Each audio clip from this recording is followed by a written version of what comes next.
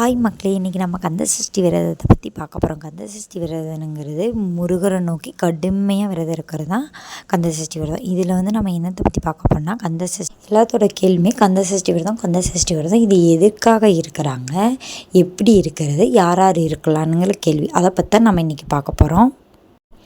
முருகரை இந்த கந்தசஷ்டி காலத்தில் முருகர்கிட்ட எது கேட்டாலும் கண்டிப்பாக கொடுப்பாருங்கிறது நம்மளோட மிகப்பெரிய ஐதீகம். அதுதான் குழந்தை பேர் இல்லாதவங்களாம் இந்த விரதத்தை மேற்கொண்டு குழந்தை பேருக்கு உண்டான இது பாக்கியத்தை பெற்றாங்க. நீங்கள் இது உண்மையா அப்படிங்கிறத பார்த்தீங்கன்னா, நிறைய கமெண்ட்ஸ் எடுத்து பார்த்தீங்கன்னா, நான் போன வருஷம் இந்த விரதம் இருந்தேன், இந்த வருஷம் எனக்கு ஆண் குழந்தை பெண் குழந்தை அப்படிங்கிறது உறுதினமாக இருக்கும்.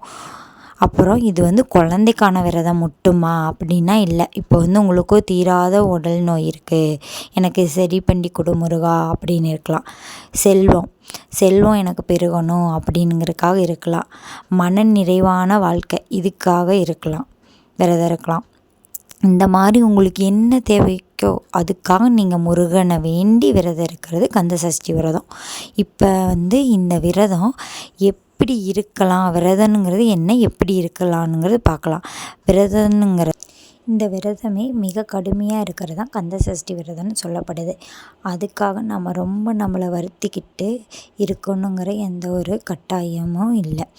நம்மளால என்ன முருகருக்கு செய்ய முடியுதோ அதை செஞ்சு நம்ம இருக்கிறது இந்த விரதம்னு நான் நினைக்கிறேன். ஓகேங்களா? இப்போ இந்த விரதம் எப்படி இருக்கலாம்னு பார்க்குறதுக்கு முன்னாடி எதற்காக இந்த விரதம் இருக்குன்னு நம்ம பார்த்துட்டோம். இப்போ இந்த விரதம் யாருனால எப்படியெல்லாம் இருக்க முடியும் அப்படிங்கிறத பார்க்கலாம். இப்போ உங்கள் உடம்புக்கு என்னென்ன ப்ராப்ளம் என்னென்ன இருக்குதுன்னு உங்களுக்கு தான் தெரியும். அதுக்கு தகுந்த மாதிரி நீங்கள் விரதம் இருந்துக்கோங்க.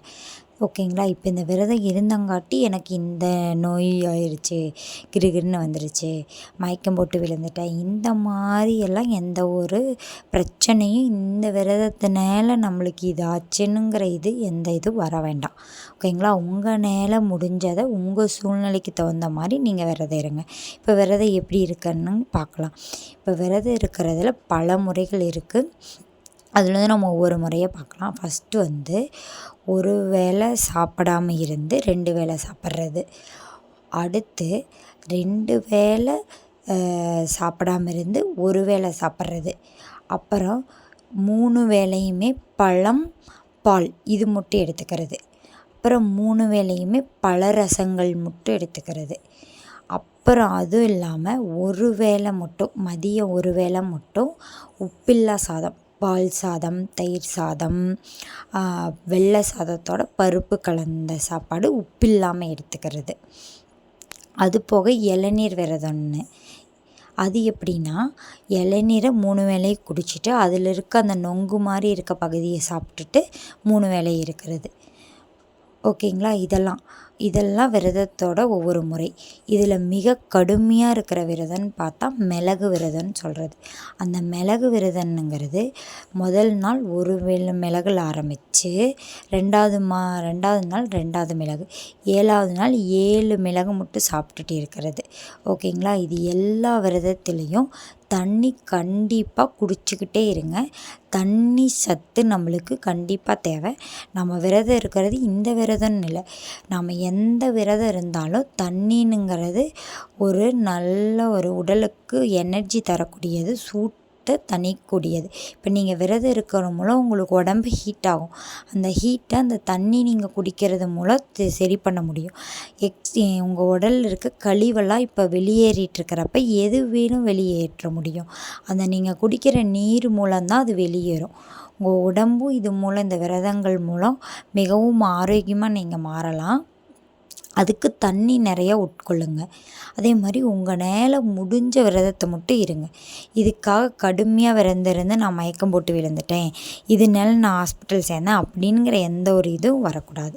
உங்களால் முடிஞ்ச அளவுக்கு மட்டும் விரதம் இருங்க. முருகரை நல்லா வழிபடுங்க. அடுத்து நம்ம பார்க்க போகிறது, இந்த விரதத்தை யார் மேற்கொள்ளலாம் அப்படிங்கிறத பார்க்கலாம். இந்த விரதத்தை எல்லாரும், ஆண் பெண் எல்லாருமே கடைப்பிடிக்கலாம். அவங்கவுங்க பக்திக்கு ஏற்ற மாதிரி, சூழ்நிலைக்கு ஏற்ற மாதிரி, அவங்கவுங்க உடல்நிலைக்கு ஏற்ற மாதிரி இந்த விரதத்தை கடைப்பிடிக்கலாம். இப்போ யார் யார் கடைப்பிடிக்க வேண்டானுங்கிறதையும் பார்க்கலாம். இப்போ யார் யார் இதை கடைப்பிடிக்க வேண்டாம்னா கர்ப்பிணி பெண்கள், பாலூட்டும் தாய்மார்கள், இவங்கள்லாம் இதை கடைப்பிடிக்க வேண்டாம். இவங்கெல்லாம் வீட்டிலையோ கோயிலுக்கோ போய் முருகரை மனதார வழிபடலாம். உடலில் வருத்திக்கிட்டு வழிபட வேண்டாம். நீங்கள்லாம் வெயிட் பண்ணுங்கள், அடுத்த வருஷம் கண்டிப்பாக இந்த விரதத்தை மேற்கொள்வீங்களாம். ஓம் முருகா ஓம் முருகா ஓம் முருகா. ஆறுமுகம் அருளிடும் அனுதினமும் ஏறுமுகம், ஆறுமுகம் அருளிடும் அனுதினமும் ஏறுமுகம். இந்த வீடியோ உங்களுக்கு பிடிச்சிருந்தால் லைக் பண்ணிக்கோங்க. கந்த சஷ்டி விரதம் இருக்கவங்க ஃப்ரெண்ட்ஸுக்கு ஷேர் பண்ணுங்க. மேலும் நம்ம வீடியோவை டெய்லி பார்க்குறக்கு பெல் ஐக்கானை கிளிக் பண்ணிக்கோங்க. ஓகே, தேங்க்யூ வாட்சிங். Take care.